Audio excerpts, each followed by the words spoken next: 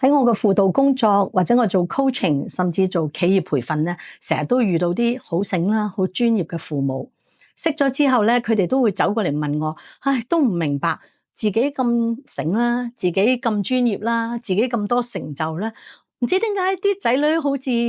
唔夠自己叻，甚至好多時咧好似冇晒辦法咁。嗱，不如回下帶咧。如果你係出生於80年代、90年代，咁即係你係35到45歲到嘅父母啦。咁你啲仔女可能係小學啦，或者如果你40幾，可能啲小朋友係中學。其實嗰個年代你最緊要記住，唔係淨係香港啦，全世界嘅經濟咧都係幾好嘅。你啱活着一個飛躍經濟嘅時代，可以講話你幾幸運。如果你只要願意既定嘅嗰啲叫框架，即係點樣讀書啊，俾心機讀好你嘅小學，去到個好中學，然後勤勤力力，咁讀到好成績，自動波又入到啲好學校，甚至做到專業咧，你嗰條路咧真係一條龍嘅，所有嘢嘅發生都係優化你嘅能力，再加上咧好有我哋叫規律嘅生活模式啦，令到你一步一步咧叫踏上青雲路。因為啲嘢唔係話你冇努力，你一定有努力。如果唔係，你唔會有成就。不過嗰個時代咧，就係只要你願意跟呢一個方程式咧，成功咗咧，你真係覺得自己大地在我腳下，好醒啊！特別嗰啲專業人士。咁但係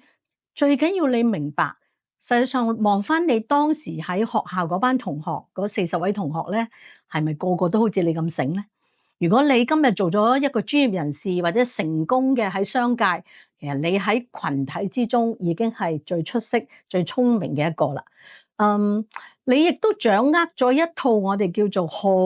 正規、好正確嘅教育，令到你一步一步成功。咁80、90年代、千禧年前嘅香港，其實而家都係啦，根本物資就好豐裕啦。嗰個年代咧，可能屋企亦都負擔到，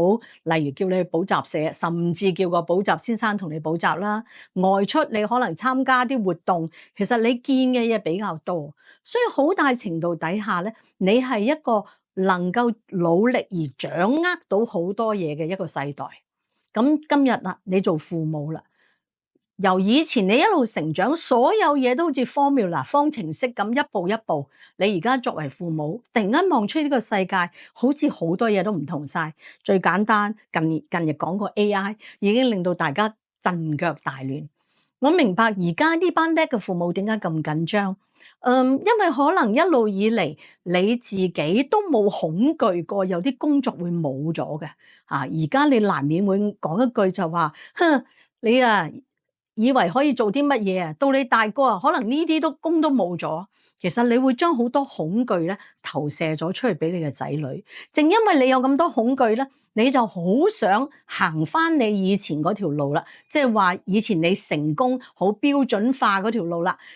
點樣讀書方法，要點樣入咗邊間學校，做到啲乜嘢，考到個咩試，識到啲咩人，咁就青雲路就可以一路走上去。不過爹哋媽咪世代唔同咗。以前行得通嘅方程式，恭喜你咯！但你嘅仔女未必可以咁做。如果我哋硬係用自己成功嘅方法壓落我哋嘅仔女度咧，最慘咧，當子女跟從唔到嘅時候咧，佢會覺得好氣餒，而你嘅恐懼咧，只會越嚟越大。另外有啲父母醒嗰啲咧，就覺得你有張良計，我有過牆梯。你啲咁樣玩 social media 社交媒體啊，我識得點樣監控，我有一個跟蹤你嘅 apps 或者阻止你幾時上網，或者參加某一種社交媒體。但係要明白，當你越係咁做嘅時候，壓力越大，反抗就越大啦。再加埋咧，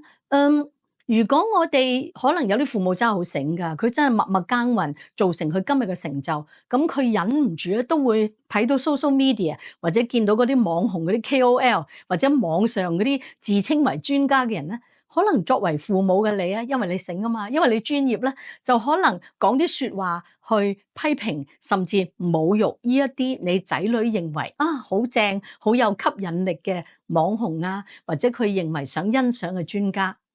嗱，我以上講嘅一切，我唔係話父母你做得唔啱，不過你要明白每一個世代都唔一樣，佢哋而家接觸嘅嘢同你唔一樣，你以前行得到嘅方程式唔等於一定做得到喺你嘅仔女身上，反而更加重要你要做嘅係乜嘢？